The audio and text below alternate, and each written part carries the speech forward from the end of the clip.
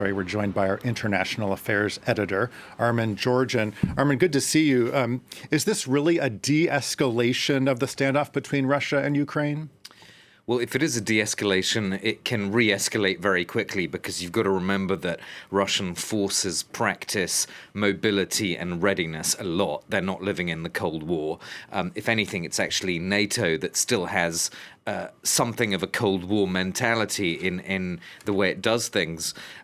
And this point was made to me by the British Defence Secretary in a programme earlier this week. Let's take a quick listen to Ben Wallace talking about this question of NATO and Russia.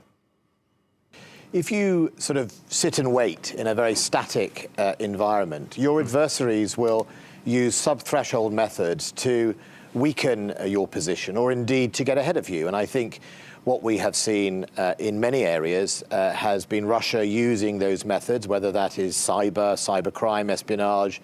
We've seen assassinations, as we saw obviously in Salisbury, has used a range of methods that NATO in the past hasn't been prepared for. And I think the work of NATO 2030, the reform programme, has been all about NATO moving to recognise those are threats that we need to deal with. And so it's now in the right direction.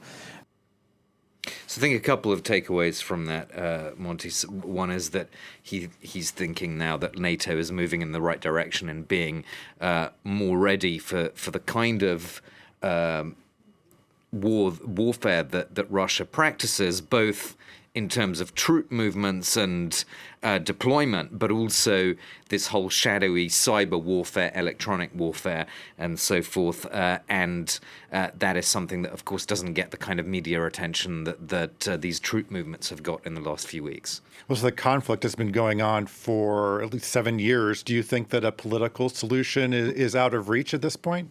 It looks very far away. I mean, it's been 7 years of this sort of smouldering conflict. It's true that tensions eased in somewhat in 2015 when the Minsk Protocol was signed, but those Minsk agreements have not brought a political solution to eastern Ukraine because Russia is reluctant to acknowledge its role in the war, and Ukraine is reluctant to give autonomy to those two conflict regions in the Ukrainian constitution. So with that core problem, it's very difficult for peripheral players to really do very much, such as France and Germany. And if you take the main diplomatic group that's in charge of this issue, the Normandy format, that brings together the France and Germany as well as Russia and Ukraine, it hasn't really made much progress in the last few years. I think what you also have to maybe factor in is the change in the US as well, with a Democratic administration coming back to the White House and President Biden calling